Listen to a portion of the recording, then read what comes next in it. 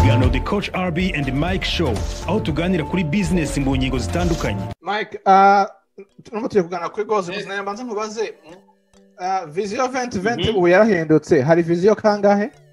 Vision 2020 yarahindutse, ubu ngubu turajya muri 50. Urabona none dusubire inyuma gato tuvuge kuri Vision 2020.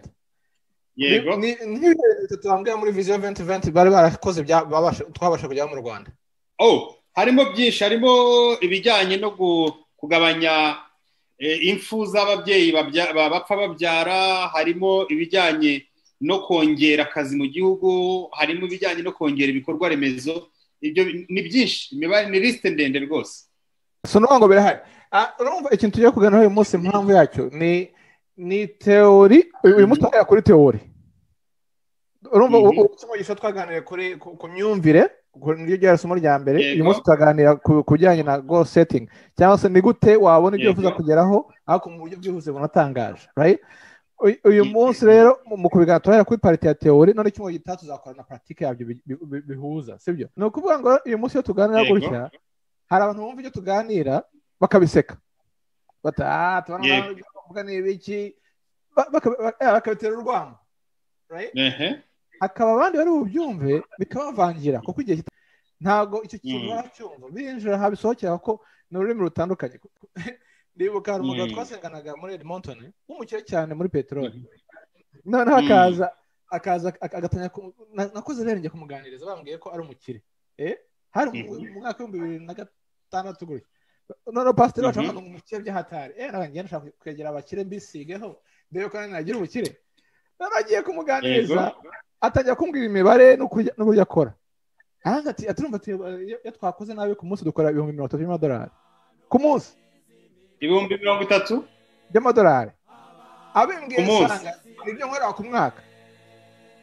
Ndabaza iyo wakoze neza, ati hagati y'80,000 n'ibihumbi 100 by'amadolari.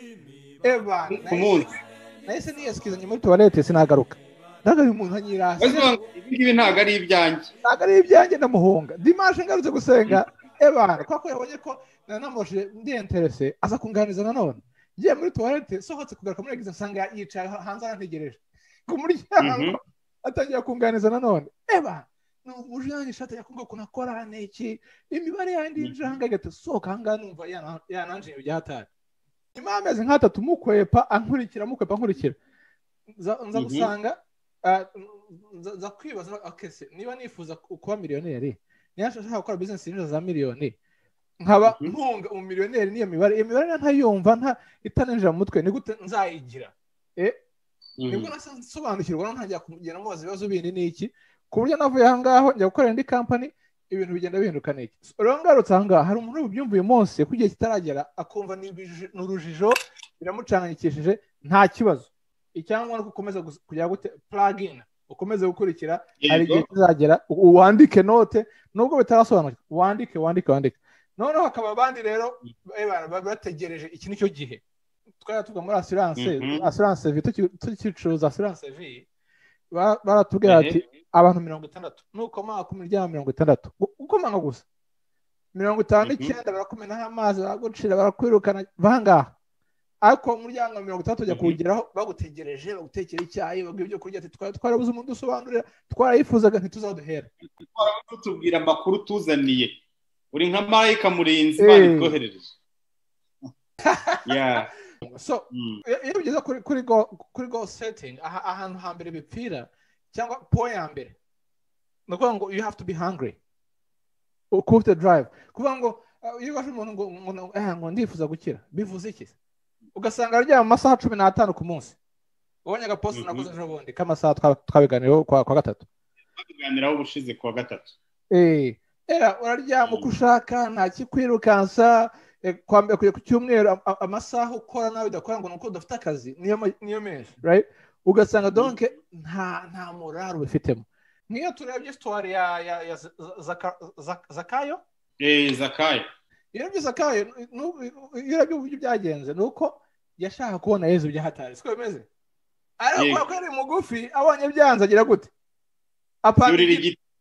Ati isoni zinkora, banseka, bandwanya, banyitambika, ngomba kubona igisubizo byanze bikunze. urabona yari afite inzara n'inyota yo kujya ntabwo yitaye kuri sitati afite muri sosiyete, ntiyitaye ko bazi ko harya yari umusoresha, ko ashinzwe imisoro ariko ajya kurira igiti, yari umukire muri karitsiye. you see ni ukuvuga ngo drive cyangwa uburyo how bad do you want it, sinzi kuzavuga mu Kinyarwanda ni gute, mbese urumva inyota bifitiye. aha urabona umwaka ushize wa 2009 urangira 19 mvuye muri kampani ya mbere, noneho ndimo kwibaza ndakora iki, tujya ku rukuta ahangaha tuboneka na madamu, ndashaka gukora business ya marketing, ndashaka gukora business, ndazandika, noneho real estate nyishyira hasi, hanyuma noneho Boperi mpambigarukaho binge ampaye opportunity iza hari abantu bashaka kumpa position ya VP kuri 6 figures, ni hejuru y'ibihumbi 100 ubwo ni vice president wa kampani runaka, ibihumbi 100 birenga. So nuvuga ngo ngomba guhitamo ibihumbi 100 birenga, cyangwa se how bad mfite inyota ingana yo kwiga industry ya real estate. Ako namaze gushinga idarapo mvuga aha niho nta handi ngiye gushingira imyaka 20 imbere, ngiye mu kubaka byanze bikunze, iyindi miryango yose nzayifunga, aha niho.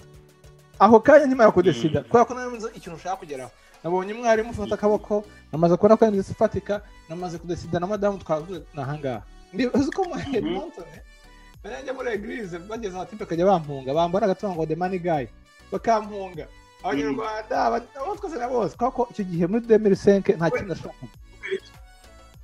kubera ko wayakundaga cyane se. Oya kubera ko naragiye njya kwiga hahandi muri multi level, batangira kunyigisha ku dreaming big niche, none nazo ko bwa big dreams bagahunga star ya Joseph kwa kundi Joseph yabwiraga bene wabo bagatamujunya mu cyo nanjye bagati ceceka bahangaha bakenda the money guy the dream guy byawe natangiye gutakaza inshuti icyo gihe, ariko ntabwo byampagaritse ko aba so hungry ku byo byanatumye mva muri eglise y'abanyarwanda njye muri abazungu nabaza za bagenzi banjye turi kumwe ko twese mbona turi muri situation imwe, financial relationship byose biri hamwe mitangora ya story yantuza ya who move my cheese wa mva hasi changing. Icyambere ni inzara n'inyota, icya kabiri ni belief ni kugira kwizera, kudashidikanya. You don't believe what you see, you see what you believe. Tama ko ikintu kintu ngo bikubera uko ubyizeye. So ni ikintu cyangwa ngejo nazo mbwira madamu twashaka kugura ikibanza naye nkeneye mwemvesise right. Noneho ikibazo cyabaye nuko ubona ari ifite wanatumye njya kugishaka icyo kibanza, unshuti yanjye cyane yarambwiye ndagenda gushaka n'abavoka dukora document n'abakontable n'iki byose amafaranga yashyiramo n'umwanya wanjye mbwira abanyiri ubutaka bakora document boom bambi tariki 24 ebana byohereje wa mugenzi wanjye ati navugana na madame ati yabivuyemo birenze kukumenaho amazi akonje kuko urumva icyambere iyo business yarapfuye, kandi wari ufite ubushyuhe ushaka gukora cyane wamaze kubishyira mu bwonko. Icya kabiri nkojejwe isoni kuri Boperi no kunyigisha, nkojejwe isoni kuri ba nyiri ubutaka, nzongera gusubirayo gute kuko nabishije ko amafaranga hari, kundi yambwiye ati amafaranga si ikibazo kandi ko nakubyara ikibazo we yagize gushaka sutu arahindura ebana ndaza mbwiye madame rero bampaye tariki 24 kandi byanze ko amafaranga ndayabona ndisiri ko ndayabona, sinzi impamvu numva mbyizeye terma ka ahubwo ntayabonye ibyo bya surprena nani kuyabona byanze kunza araboneka mbere y'igihe ntayabonye, ahubwo byo nibyo ntangaza kurusha kuyabona ninyama ntabwo ntangaza urubyo kintu faith kabisa muri icyo kintu kubera ni ntabona birantangaza kurusha. Noneho ndimo kuganiriza umuntu gutya navuga nti dore ibyo ndimo gukora ni iki, mwibwira projet ihari ati petit pharmacy yategereje bya twabaga imyaka 6 ati no grand frère we abamwoheje message na abanyeje message yanjye Montreal mu tutavugana n'umunsi n'umwe sinzi nuko asa turavuganye abanyoheje nimero ndamuhamagaye turavuye ku telefone hari kwa gatatu kwa gatanu amafaranga ageze muri konte ikibanza kiragurwa kubera iki ni ya belief twavugaga, ariko rero ni gute umuntu akaya belief nk'iyo nuko ngo hari ibintu tuzabigarukaho bigomba kuba biri believable right, ariko ura kwizera ni ikintu gikomeye kugira ngo makore ndege agwa inshuro magana n'amagana avunagurike ntarekeraho kugira ngo Elon Musk akora ibyogajuru bizamuke biturika akomeze ni faith bafite kugira ngo u Rwanda ngo vision 2020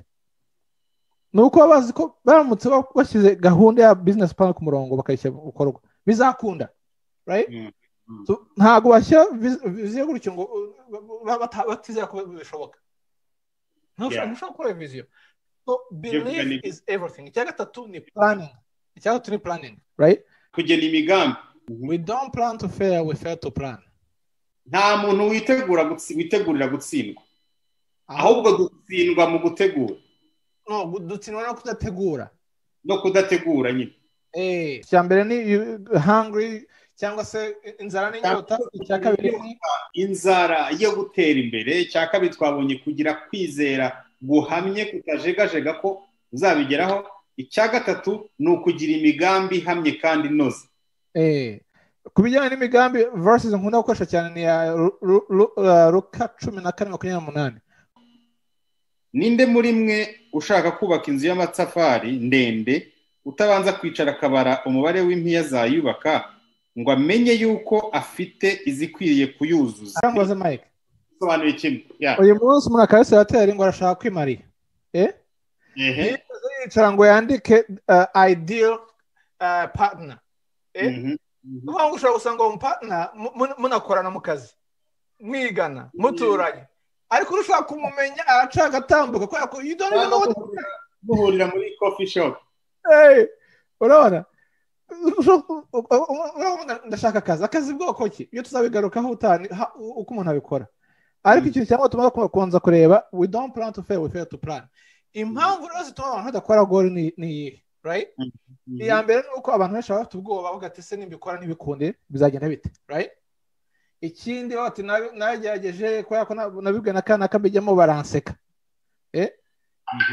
nibyo byane twavuga bya Joseph yabivuze bene bakamuseka bakanamujugunya hehe bya hatari right ababwira ko azabategeka ikindi gasanga abantu bakoze goal zitari believable no kuvuga cyane umutipe waje mu masomo tuno ko yakora muri SP College aba ngo arashaka gukina muri Arsenal kana 53 ndamubwira iyo ni goal yawe cyane umwana wawe aturumva ati ni umwana wanjye ati nanimo kubura gusa tu ntabwo ari believable saka turaza arashaka kuba professional right ntabwo byakunda ibyo ngibyo ndibuka nashakaga gukira byatari njye muri ya company mpora mvuga yari ifite amafoto n'icyo bakire none ngashaka gusimbuka 1,150 mu za miliyoni nk'abari bo hejuru nasimbutse amayeshero ebana kimwe bimwe mu byangushije kuko nipasaga muremure ntanashoboye n'ururimi ntanumva hari no gutumvikana ikindi ko nta muntu wagufasha akaboko nkabikwereka so that's it for today reka dufungure noneho wambaza ibibazo ndetse n'abandi